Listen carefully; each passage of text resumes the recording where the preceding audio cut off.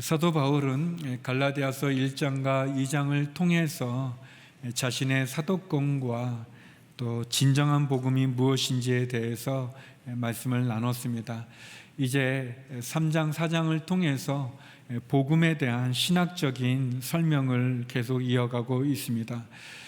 사도 바울은 믿음으로 시작했지만 율법으로 마치려 하고, 성령으로 시작했지만 육체로 마치려고 하는 갈라디아 성도들을 향해서 다시 한번 믿음의 복음이 무엇인지를 설명하고 있습니다. 저는 오늘 본문을 통해서 믿음의 복음과 누가 아브라함의 자손인지, 또 십자가가 정답임을 함께 나누고자 합니다. 먼저 첫 번째, 율법의 행위 대 믿음의 복음입니다. 우리 본문 1절에서 3절 말씀을 다시 한번 읽어보겠습니다. 시작. 오 어리석은 갈라디아 사람들이여, 예수 그리스도께서 십자가에 못 박히신 것이 여러분의 눈앞에 분명히 드러나 있는데 누가 여러분을 미혹했습니까? 여러분에게 한 가지만 묻고 싶습니다. 여러분은 율법의 행위로 성령을 받았습니까? 아니면 복음을 듣고 믿음으로 성령을 받았습니까? 여러분은 그렇게도 어리석단 말입니까? 성령으로 시작했다가 이제 와서 육체로 마치려고 합니까? 사도 바울은 갈라디아 성도들이 이방인들로서 이교를 믿다가 예수님의 십자가를 통해서 구원을 받았음을 상기시킵니다.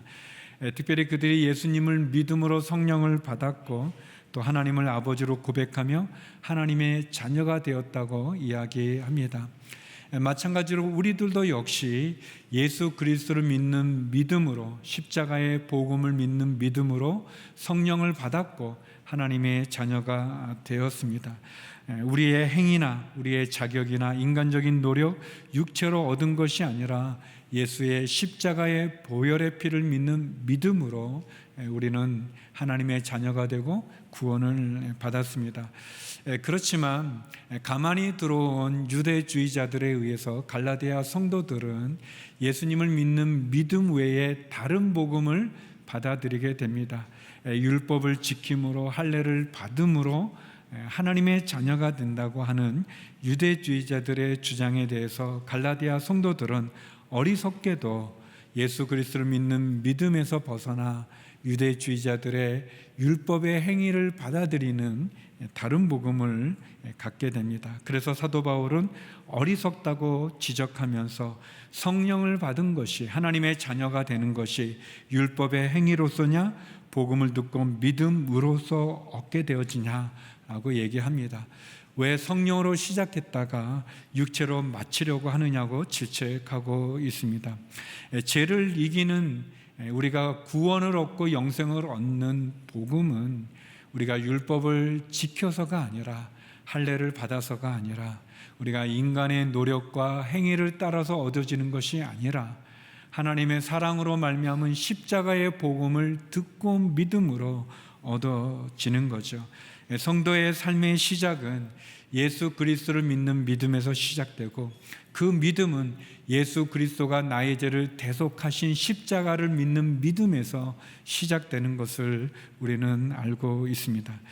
그럼에도 불구하고 율법을 지킴으로 구원에 이른다는 유대주의자들의 가르침을 받고 혼란에 빠지는 갈라디아 사람들의 모습은, 왜 그들은 그렇게 쉽게 유대주의자들의 주장에 넘어가게 되고, 그들은 왜 그렇게 쉽게 복음에서, 믿음의 복음에서 떠나서 율법의 행위 가운데 빠지게 되었을까요?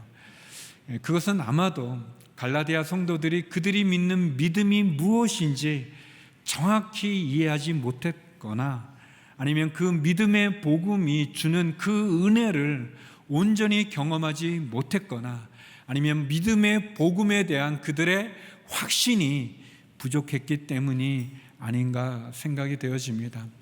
이것은 마치 우물과 같다고 저는 생각이 되어집니다. 여러분, 샘물이 있을 때 그 우물물을 계속 퍼내면 거기서 맑고 시원한 생수가 계속 나오지 않습니까? 그러나 우물물을 사용하지 않는다면 그 우물 가운데 이끼가 끼게 되고 나중에는 그 물을 먹을 수 없는 오염된 물이 되지 않습니까? 마찬가지로 우리의 믿음, 예수 그리스도를 믿는 우리의 신앙, 우리의 믿음이 우리가 분명한 이해를 갖지 못한다면, 분명한 확신을 거하지 못한다면, 그리고 그 믿음의 복음에 대한 은혜를 우리가 새롭게 하지 않는다면, 그것은 마치 근육을 사용하지 않으면 그 근육이 점점 약해지는 것처럼, 우물물을 사용하지 않으면 이끼가 끼고 나중에 오염되는 것처럼, 우리의 믿음이, 십자가의 믿음이 계속 사용하지 않는다면, 전하지 않는다면, 확신하지 않는다면, 그 믿음의 은혜를 누리지 않는다면, 그 은혜의 믿음의 삶을 살아가지 않는다면, 갈라디아 사람들처럼 우리도 혼란에 빠지고 갈등하게 되고 다른 복음에 빠지게 될 것입니다. 사도 바울은 다시 한번 갈라디아 성도들의 믿음의 복음을 떠나 율법의 행위를 따르고 십자가에서 벗어나 율법을 바라보는 그들의 삶을 꾸짖고 있습니다. 4절 5절에 보면, 여러분은 그렇게 많은 고난을 헛되게 경험했단 말입니까? 정말 헛된 일이었습니까? 하나님께서 여러분에게 성령을 주시고 여러분 가운데서 능력을 행하시는 것이 여러분이 율법을 행하기 때문입니까? 아니면 복음을 듣고 믿기 때문입니까? 사도 바울은 갈라디아 성도들에게 예수 그리스도의 십자가의 복음을 전했습니다. 그리고 그 십자가의 복음을 통해서 그들은 하나님의 자녀가 된 것이죠. 그런데 그들이 그 믿음의 복음을 떠나서 율법의 길을 기울이고 율법의 행위에 빠지게 되므로 그들은 예수 그리스도를 믿는 믿음으로 얻어지는 이 은혜의 복음을 놓치고 그들은 율법 아래 매이게 된 것이죠. 사랑하는 성도 여러분, 이 시대도 많은 이단들이 있지 않습니까? 기독교를 가장한 많은 이단들은 예수 그리스도의 십자가의 복음 외에 다른 복음을 전하고 있습니다. 다른 인간의 행위를 덧붙이고 있습니다. 많은 사람들이 신앙을 지키지 못한다는, 믿음을 지키지 못하는 것은 내 믿음을 시험해 보지 않고, 내 믿음을 수호하지 않고, 내 믿음 가운데 거하지 않고, 내 믿음을 점검하지 않고 확신하지 않기 때문에 그렇습니다. 사랑하는 성도 여러분, 여러분의 믿음은 강하신지요? 여러분의 믿음은 흔들리지 않으시는지요? 여러분은 율법의 행위 가운데 있습니까? 아니면 믿음의 복음 가운데 거하십니까? 여러분은 십자가로 얻어지는 이 믿음, 이 은혜로 얻어지는 이 믿음, 이 세상 무엇과 비교할 수 없는 이 믿음의 구원을 확신하고 계시는지요? 그 은혜 가운데 거하시는지요? 그 믿음의 복음을 전하고 계시는지요? 그 믿음의 복음에 살아가고 계시는지요? 사도 바울은 우리들에게 하나님이 우리를 축복해 주시고 우리를 구원해 주신 것은, 우리에게 은혜를 주신 것은 우리의 율법에 따른 행위가 아니라, 할례라고 하는 어떤 상징적인 징표가 아니라, 우리의 지위가 아니라, 우리의 신분이 아니라, 우리의 육체가 아니라 예수 그리스도를 믿는 믿음의 복음에 있다는 것을 말하고 있습니다. 사랑하는 성도 여러분, 예수 그리스도의 십자가를 붙잡고 믿음의 복음 가운데 견고히 서는 저와 여러분이 되기를 소망합니다. 두 번째, 오늘 본문에서 사도 바울은 누가 아브라함의 자손인가를 이야기합니다. 누가 아브라함의 자손입니까? 우리 6절 7절 말씀 같이 한번 읽어보겠습니다. 시작. 이와 같이 아브라함도 그가 하나님을 믿었더니 이것이 하나님께 의로 여겨졌다고 했습니다. 그러므로 여러분은 믿음에서 난 사람들이 바로 아브라함의 자손임을 아십시오. 믿음에서 난 사람들이 바로 아브라함의 자손임을 아십시오라고 사도 바울은 얘기합니다. 바울은 유대인들이 자신들의 조상으로 여기는 아브라함을 들어서 아브라함이 어떻게 하나님 앞에 의롭게 되었는지를 설명하고 있습니다. 이 부분은 참 적절한 예라고 생각합니다. 아브라함은 유대 민족이 시작되기 전에 있었던 사람입니다. 아브라함은 갈라디아 사람들처럼, 우리들처럼 그는 이방인과 같은 그러한 존재였었습니다. 아브라함에게서 유대인 그리고 또 네겝 사람들, 이방인들 모두가 다 나오게 되죠. 이삭과 이스마엘이라고는 두 자녀를 통해 그러한 역사가 시작이 되어지죠. 아마도 유대주의자들은 바울에게 율법을 가지고, 다시 말하면 모세가 받았던 율법을 가지고 바울이 전하는 복음의 다른 복음을 증거하고 전하고 그것으로 바울을 공격했던 것 같습니다. 근데 바울은 모세보다 훨씬 이전에 있었던, 유대인이 시작되기 그 이전에 있었던 아브라함을 근거로 해서 그는 신학적인 어떻게 의롭게 되어지는지를 설명해 주고 있습니다. 제가 이스라엘에 여러 번 갔었었는데 갈 때마다 아무튼 그 땅은, 그곳은 참 은혜로운데, 그런데 이제 좀 불편한 사람들이 좀 있습니다. 거기 정통 유대인들이라고 이렇게 까만 모자와 이제 까만 옷을 입고 수염을 또 기는 그 젊은 사람들도 이렇게 수염을 기는, 저는 수염이 없기 때문에 굉장히 기분이 나쁜. 근데 그 정통 유대인들은 자신들 외에, 유대인들 외에 다른 사람들을 다 이방인들로 취급하고 이야기하거나 같이 밥 먹는 것을 좋아하지 않습니다. 제가 뭐 이렇게 물어보거나 또는 전도하려고 이렇게 접근을 해도 눈길조차 이렇게 눈도 안 맞춰요. 이렇게 그냥 얘기해도 그냥 마치 없는 것처럼, 제가 안 보이는 것처럼 그러는 모습들이 있습니다. 굉장히 유대인들이 유대인 아닌 다른 사람들을 무시할 뿐만 아니라 이방인으로 여기는 그런 모습들은 참 불편합니다. 그런데 오늘 바울은 얘기하죠. 누가 아브라함의 자손인가? 그 유대인들은 자신들이 아브라함의 자손이라고 그렇게 생각하는 거죠. 그리고 아브라함의 자손이 아닌 많은 사람들을 그렇게 취급하는 거죠. 사도 바울은 얘기합니다. 누가 아브라함의 자손인가? 라고 얘기하면서 믿음에서 난 사람이 아브라함의 자손이라고 이야기합니다. 본문의 배경은 그런 거죠. 우리가 아는 것처럼 창세기 12장에 보면 아브라함이 75세 때 하나님이 아브라함을 부릅니다.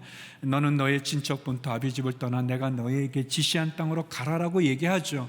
그러면서 아브라함의 두 가지 약속을 하십니다. 하나는 내가 너로 큰 민족을 이루겠다라는 것이고, 또 하나는 내가 너로 복의 근원을 삼겠다는 것입니다.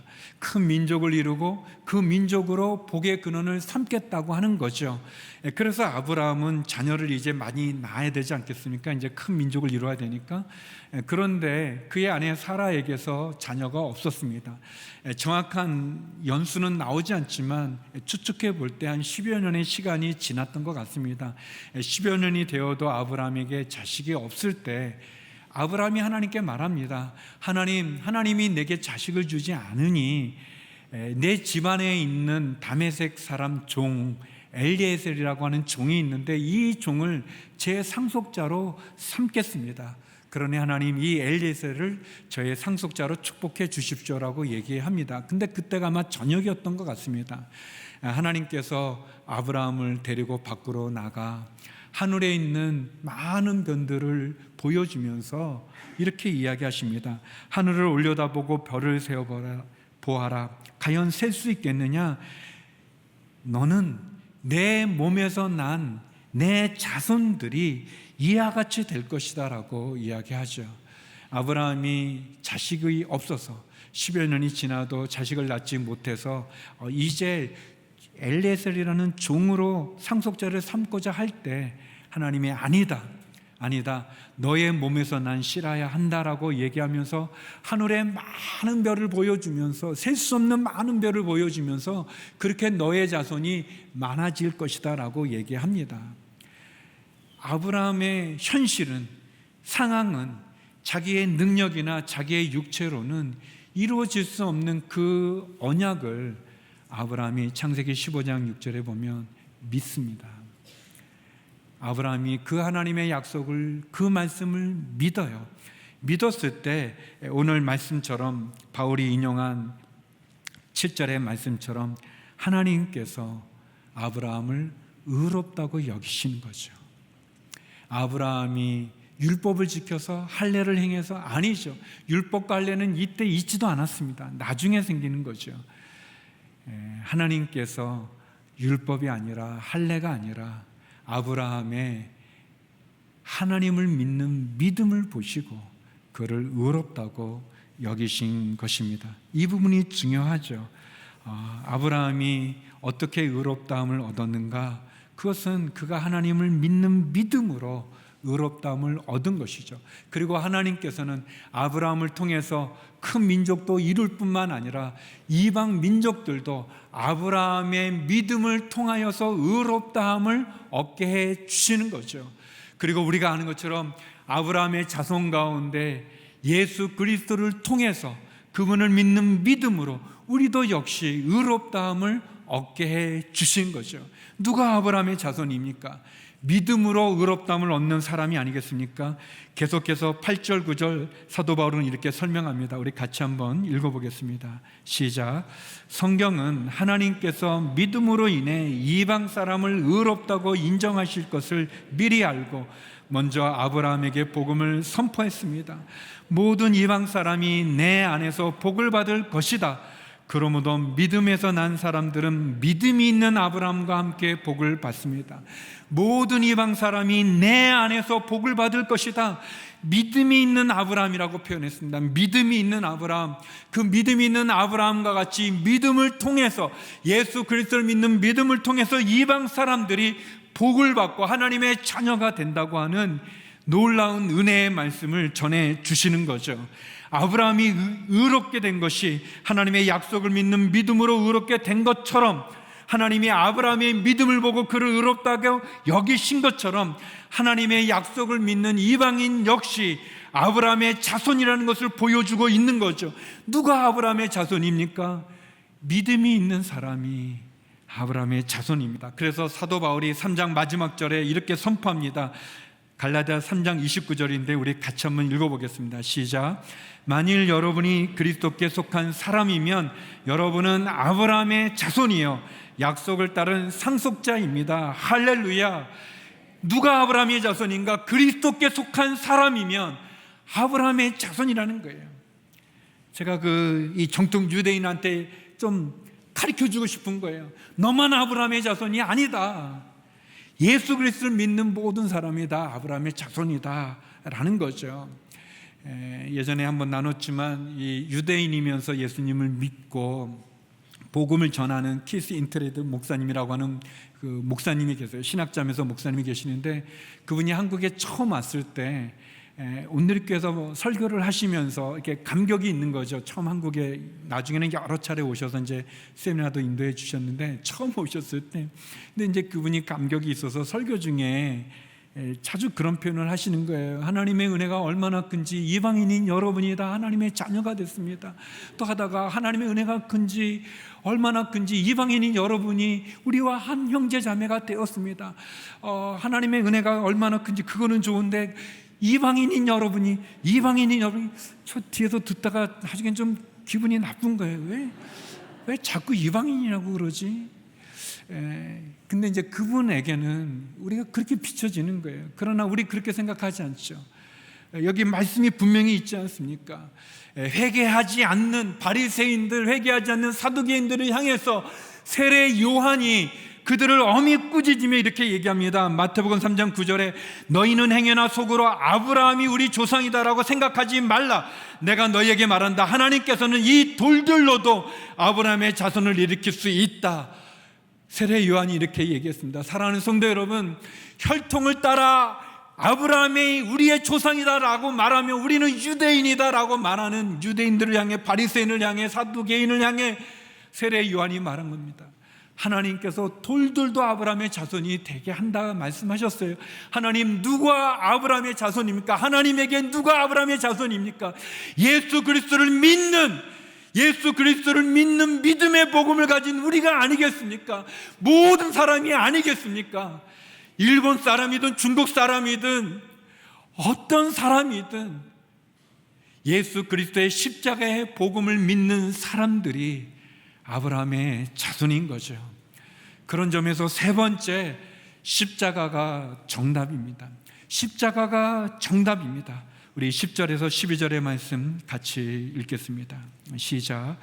율법의 행위에 근거해 사는 사람들은 모두 저주 아래에 있습니다. 기록되기를 율법책에 기록된 모든 것을 항상 지켜 행하지 않는 사람은 다 저주를 받는다고 했기 때문입니다. 하나님 앞에서는 어느 누구도 율법으로 의롭다고 인정받지 못하는 것이 분명합니다. 의인은 믿음으로 살리라고 했기 때문입니다. 율법은 믿음에서 난 것이 아닙니다. 오히려 율법을 행하는 사람은 율법 안에서 살리라고 했습니다. 사도 바울은 이야기합니다. 율법을 지키고자 하는 사람들, 그 사람들은 율법 아래에 있는데 율법을 다 지키지 못하기 때문에 어느 누구도 율법으로는 의롭다고 인정을 받지 못하기 때문에 결국 율법 아래에 있는 사람은, 율법을 행하는 사람은 율법 안에서 살아야 되고 그들은 율법 안에, 저주 안에 있게 된다고 이야기합니다. 율법책에 기록된 모든 것을 지키지 않는 사람은 저주 아래에 있습니다. 신명기 27장 26절을 인용하면서 얘기하죠. 신명기 말씀에는 율법을 지키지 않는 자마다 저주 아래에 있다고 이야기했습니다. 사람은 율법을 다 지킬 수가 없어요. 율법을 많이 지키거나 적당하게 지키거나 아니면 안 지키는 사람만 있지, 모든 율법을 다 지킬 수 있는 사람은 이 세상에 없습니다. 이것은 마치 사람들이 다 이 쇠사슬로 된, 체인으로 된 것을 다 이렇게 붙잡고 있다고, 매달려 있는, 천장에 매달려 있는 체인을 붙잡고 있다고 예상했을 때, 그렇게 비유해 봤을 때 아주 악한 사람들, 아주 나쁜 사람들, 그 사람들은 이 잡은 그 바로 위에가 끊어진다고 여겨지고, 좀 괜찮은 사람, 뭐 법 없이도 살아갈 수 있는 그런 좀 훌륭하다고 여겨지는 사람들은 그 체인의 한 중간쯤이 끊어진다고 생각되어지고, 그리고 우리가 성인이라고 말하는, 위대하다고 말하는, 그런 존경받을 만한 사람이라고 말하는 사람들조차도 그들은 뭐 위쪽에, 위에서 끊어지더라도, 밑에서 끊어지든 중간에서 끊어지든 위에서 끊어지든 모든 사람은 다 떨어지게 되어 있습니다. 모든 사람은 다 죄인입니다. 우리가 성인이라고 말하는 사람들이 도리어 참회록을 쓰지 않습니까? 누구도 하나님 앞에서 자기의 의로 구원받을 사람이 없습니다. 누구도 율법의 행위로 구원받을 사람이 없죠. 율법을 지켜도 우리는 율법을 다 지킬 수 없기 때문에 그렇습니다. 옛날에는 이 한강을 수영으로 건너는 그런 사람들이 있었다고 해요. 수영을 잘하면 그렇게 할 수 있겠죠. 뭐 수영 선수들 가운데 뛰어난 선수들 중에는 이 현해탄을 또는 도보 해협을 건너는 사람도 있어요. 그런 기록도 있죠. 그렇지만 아무리 수영을 잘하는 사람이 태평양을 걷는 사람은 없습니다. 아무리 수영을 잘해도, 아무리 주변에서 도와준다고 그래도 스스로 인천에서 캘리포니아까지 수영으로 건너갈 수 있는 사람은 없습니다. 모든 인간은 죄인일 뿐이죠. 모든 인간이 완벽하게 율법을 지킬 수 있는 사람 없습니다. 그래서 우리는 결국 율법의 저주 아래에 있을 수밖에 없는 거죠. 누가 우리를 구원할 수 있겠습니까? 십자가가 정답입니다. 십자가만이 유일하게 우리를 구원으로 인도해 주는 길과 진리, 생명이 되어지는 거죠. 우리 13절 14절 말씀 같이 한번 읽어보겠습니다. 시작. 그리스도께서는 우리를 위해 저주를 받으시고 율법의 저주에서 우리를 구속해 주셨습니다. 기록되기를 나무에 달린 사람마다 저주를 받았다라고 했기 때문입니다. 이는 아브라함의 복이 그리스도 예수 안에서 이방 사람에게 미치게 하고 우리도 믿음으로 성령의 약속을 받게 하기 위함입니다. 우리는 다 율법의 저주 아래에 있었습니다. 그럴 때 하나님께서 우리의 죄를, 이 사망으로 죽음의 이 죄를 십자가의 예수 그리스도에 전가해서, 그래서 나무에 달린 사람마다 저주를 받은 예수님이 우리의 죄로 저주를 받으셔서 예수님이 우리를 대신에 저주가 되어 주셔서 죽으심으로, 죄값을 치르심으로, 그래서 아브라함의 복이 예수 그리스도 안에서 이방 사람들에게도 믿음으로 성령의 약속을 얻게 하심으로, 믿음으로 십자가의 구원 가운데 거하게 하심으로 우리가 아브라함의 자손도 되고 하나님의 자녀가 되고 율법의 저주에서 복음의 축복의 자리로, 영생의 자리로, 구원의 자리로 옮겨가게 되어진 거죠. 우리가 읽은 13절 14절을 유진 피터슨 목사님이 메시지에서 이렇게 번역하셨습니다. 그리스도께서는 실패할 수밖에 없는 저주받은 우리 삶을 온전히 자기 것으로 삼으심으로 그 삶에서 우리를 건져주셨습니다. 여러분은 나무에 달린 자는 모두 저주를 받은 자다라는 성경 말씀을 기억하실 것입니다. 예수께서 십자가에 못 박히실 때 바로 그런 일이 일어났습니다. 그분은 저주를 받은 자가 되셨고 동시에 그 저주를 푸셨습니다.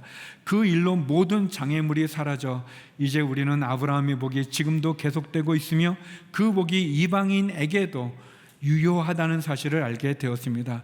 우리는 너나 할 것 없이 믿음으로 아브라함이 받았던 것과 똑같은 방식으로 하나님의 생명 곧 성령을 받을 수 있게 되었습니다.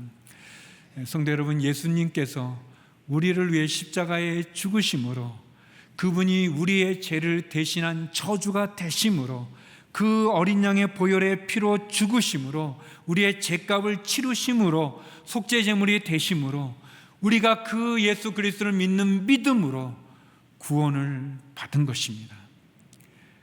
십자가가 정답입니다. 우리가 어떻게 구원을 받을 수 있습니까? 십자가로 구원을 받는 거죠. 예수 그리스도가 우리를 위해 대신 죽으심으로 우리가 의롭게 되었고, 예수 그리스도를 믿는 십자가의 복음이 우리를 율법의 저주에서 복음의 축복으로 인도하는 것이죠. 그래서 사도 바울은 로마서 3장 25절에 이렇게 선포합니다. 하나님께서는 이 예수를 속죄제물로 내어 주셨습니다. 의롭게 되는 것은 예수의 피를 믿음으로써 이루어집니다. 할렐루야. 사랑하는 성도 여러분, 우리가 의롭게 되는 것은 어떻게 의롭게 되는 것입니까? 예수 그리스도의 피를 믿는 믿음으로 얻어지는 것이죠. 예수 그리스도를 영접함으로 얻어지는 것이죠. 예수 그리스도가 나의 모든 죄를 대속하여 십자가에 죽으시고 부활하심으로 나의 구원의 길을 열어 놓으신 것입니다. 누가 아브라함의 자손입니까? 예수 그리스도를 믿는 믿음의 사람이 아브라함의 자손이고, 사랑하는 성도 여러분, 예수 그리스도를 믿는 믿음으로, 그 믿음으로 승리하는 저와 여러분 되기를 주의 이름으로 축원합니다. 예수 그리스도를 믿는 그 믿음으로 하나님의 자녀로 새로운 삶을, 새로운 생명을, 새로운 인생을 이 한 주간 우리의 삶 속에 누리시고 전하시고, 그 믿음을 견고히 수호하고 지키는 저와 여러분이 되기를 주의 이름으로 축복합니다. 기도하시겠습니다. 거룩하신 아버지 하나님, 예수 그리스도를 믿는 믿음의 복음이 우리를 죄와 사망과 심판에서 구원하여 주심을 고백하고, 믿음의 복음을 지키고 전하고 그 믿음의 복음으로 살아가는 저희들이 되게 하여 주시옵소서. 예수님 이름으로 기도드립니다. 아멘.